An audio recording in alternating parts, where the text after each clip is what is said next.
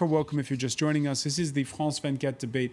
We're looking at the trouble in Saudi Arabia, and with us to talk about it from Washington, Saudi activist Ali Al-Ahmed. He's of the Institute for Gulf Affairs. We have with us Andrew Exum of the Center for New American Security, and from Cairo, Omar Ashur of the Brookings Doha Institute. Welcome back to all three of you, gentlemen. We were talking before the break, Andrew Exum mentioning the point that Iraq has polarized the Arab world. On that point, you have the champion for the Sunni world, which is Saudi Arabia at this point.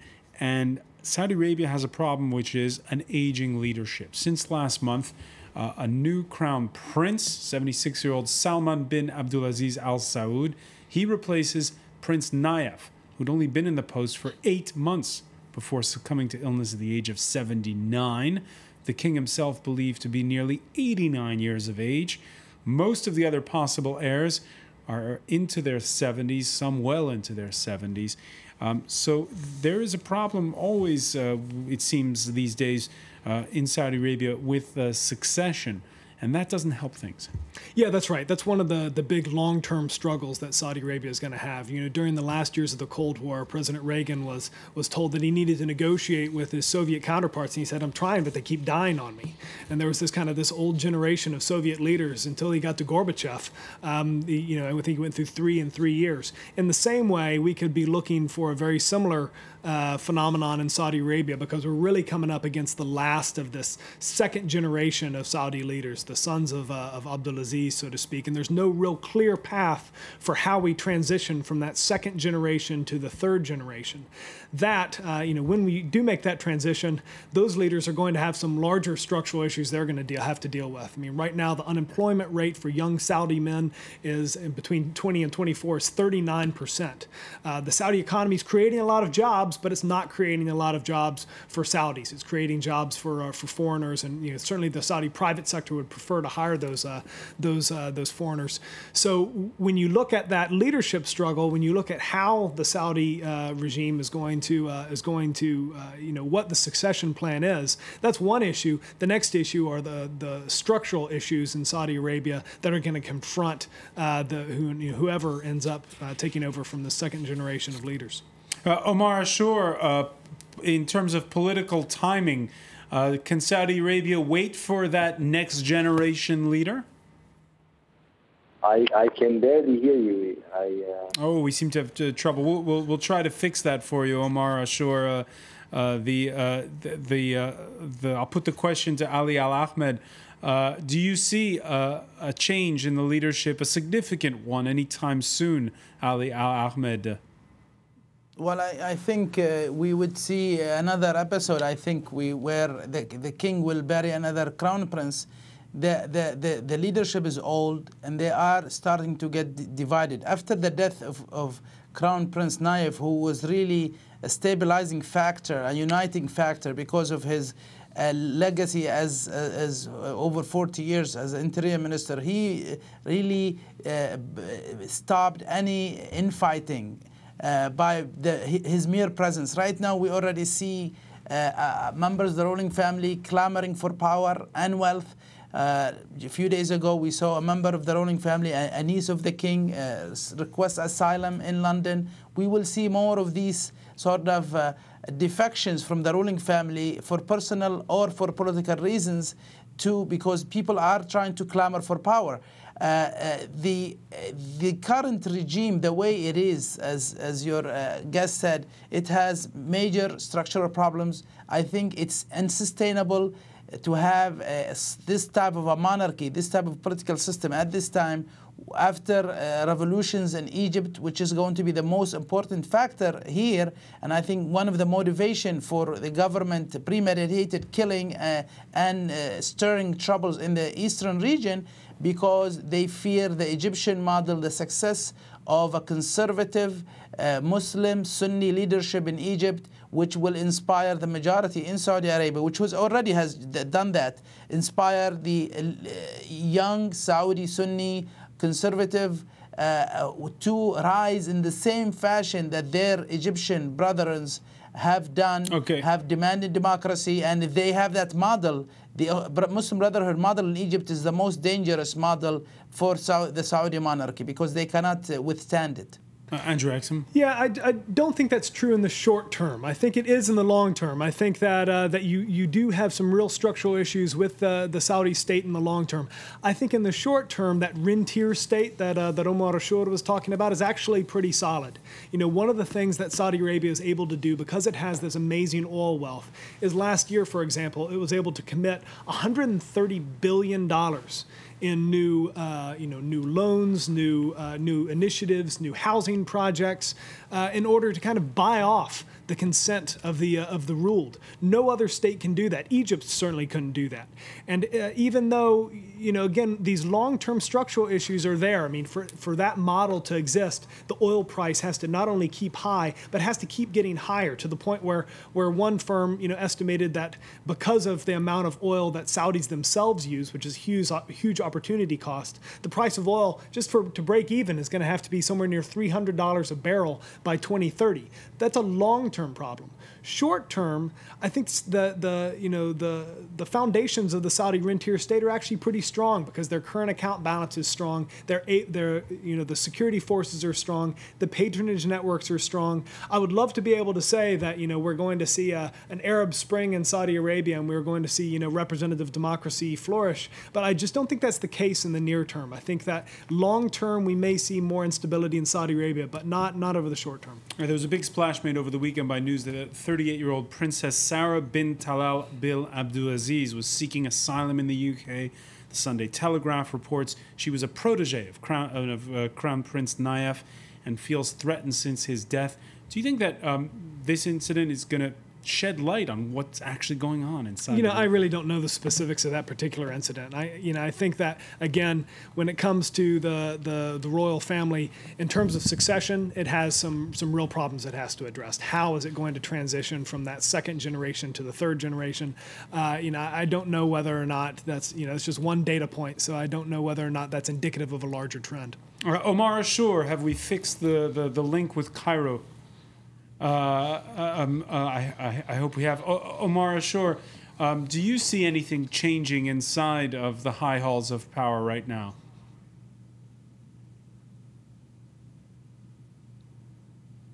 All right. We seem to still be having trouble with Omar Ashur. We'll get to him eventually. Meanwhile, should tell you that we've seen that Saudi Arabia, along with Qatar, the most vocal proponents of arming the Syrian opposition. And they aren't alone, by the way, over the past years of seeing things within the prism of a wariness of Iran's influence. Back in 2004, Jordan's king warned of a Shiite crescent. Back then, the headlines were all about the changing of the guard in Iraq. That war in Iraq, you mentioned it just before the break, Andrew Exum. Did it deal a huge blow to Saudi Arabia's influence in a way? Because Saddam Hussein was a Sunni, and now the president's the war itself, the prime minister is a Shiite. Yeah, the war itself didn't deal a blow to Saudi Arabia. However, Nouri al-Maliki, as the prime minister of Saudi Arabia, or prime minister of Iraq, certainly deals a blow to Saudi Arabia. The current king of Saudi Arabia does not like or trust Nouri al-Maliki. He thinks he lied to him on several occasions, and he very much wanted Nouri al-Maliki's rival to take his place as prime minister. So certainly Iraq is a foreign policy defeat for Saudi Arabia, not necessarily because of the war itself, but certainly because of the way that Iraqi politics have gone. The current king, King Abdullah, does not feel that he can do business with Nouri al-Maliki, and there's very little trust between Baghdad and Riyadh right now. And when you look at the way that the Saudis have been pushing to arm the opposition in Syria, the way they help to arm the opposition in Libya, do you find, again, that they're cavalier at times in the way they do it? No, I think a lot of this is, first off, there's this narrative that Saudi Arabia is this counter-revolutionary state. that's true in Bahrain, but it's not true in it's not true in Syria. It's not true in Libya. A lot of the stuff is personality driven. I mean, there was a reason that Muammar Gaddafi didn't have the option of fleeing to Saudi Arabia. That's because he attempted to kill the Saudi Arabian king. That was, probably explains some of the Saudi animosity towards the late Muammar Gaddafi. In the same way, vis-a-vis Syria, I think that the Saudis resent the Iranian influence in Syria, certainly, but I think King Abdullah is also quite angry about the death, the assassination of former Lebanese Prime Minister Rafiq Hariri in 2005, which all signs indicate that the Syrians had a hand in doing. King Abdullah saw former Prime Minister Hariri really as kind of a son of his, and certainly resented his assassination. So I think partly it's personality driven, partly it's great power politics. The two of them are often intertwined in the Arabic-speaking world. And what's true abroad? Is it true at home? Ali Al Ahmed, Saudi Arabia, a country of 26 million people now, but a lot of politics. Is it personal? I think I disagree here. It's not about personal politics. Maliki and Abdullah, it's not about lying to anyone. The fact that Saudi Arabia has a strategic policy vis-a-vis its neighbors, it has never accepted or wanted a powerful, stable neighbor, no matter the sect, no matter the nationality. Let's remember, it's Saudi Arabia, Kuwait, and Qatar that assisted directly in the invasion of Iraq. But they wanted, just like the Jordanian king said, they wanted another Saddam, a Sunni ruler. They didn't want a democracy. They didn't want the people of Iraq to choose their government because themselves are not chosen by their people. So to provide a model where you can elect your leader, that is the most dangerous experience that they feared, and that's why they tried to undo it. They tried to stop it. No wonder there are many Saudi suicide bombers in Iraq, and their leader was a Jordanian who was Jordanian prison. So there was an attempt to stop Iraq from becoming democratic for that purpose primarily. But because of the attacks, of course, Iran had an opening and gained influence in Iraq. So the issue here really is survival of the regime, and they are fearing that the model next door to be successful that influenced them. The sectarian issue didn't start after the invasion of Iraq. It started after the Iranian Revolution. If you go back to the 1960s, the 1950s, when Nasser came on board, the Saudi government adopted a religious message to counter what is called secular pan-Arabist message, which it's still in the Saudi textbooks today, call it a heresy. When the Iranian Revolution happened, it casted this difference between Shia and Sunni, between Arabs and Persians, and now it's using very similar tactics with the Egyptian revolution. So it is really trying to survive, and it's willing to use all these cards to survive and to shield its population from the influence of countries like Egypt or Iran or any other country. Andrew Axum, on that point. Well, the gentleman's right. There have been many times which Saudi Arabia has seen a threat to its rule. You can look at the rise of Nasser. You can look at the Iranian Revolution, and each of these times have been accompanied by predictions that the House of Saud would fall quite soon. That's never been the case, or hasn't been the case yet. Again, I think there are long-term structural reasons why the regime in Riyadh should be worried. However, in the short term, it's just, you have a divided opposition in Saudi Arabia, you have strong security forces, you have strong patronage networks, and you have a strong current account balance. And for that reason, I think that the regime in Saudi Arabia should be feeling pretty good about itself over the next few years. Over the next few decades is another matter. All right, and you mentioned earlier, I want to get back to this point. You mentioned earlier about how Sunni-Shia relations are perhaps at a low point for many decades. Most certainly. And yet, Saudi Arabia, and Ali Al Ahmed mentioned it in part one when he was talking about the pilgrimages to Medina. Saudi Arabia is not just any country. It's the place that's home to the most holy site in Islam, Mecca. And when you have Mecca, you have to let everybody into to come every year as a Yeah, pilgrim. that's exactly right. I mean, of course, Saudi Arabia has always done that. You know, in the late 1960s, you had the Mufti of Al-Azhar in Cairo, pronounced that Shia Muslims were, kind of the fifth school of Islam, and since then you saw kind of a decline in sectarian tensions. However, the gentleman from Washington is exactly right. The Iranian Revolution certainly exacerbated those tensions anew. The war in Iraq, and especially the brutal Sunni-Shia civil war fought between Sunni and Shia Arabs in Iraq, have exacerbated those tensions. The fighting in Lebanon, the fighting in Syria has exacerbated those tensions.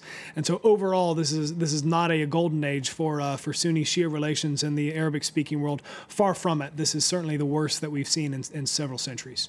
Ali Al-Aram, when you look at we've talked about the situation in Saudi Arabia, but when you look at the rest of the Arab world at this point, most notably Syria, which is where everyone's watching, do you see any way in which to alleviate and to perhaps bridge the misunderstandings between Sunnis and Shiites? Well, it's all political, really. It has to do with politics.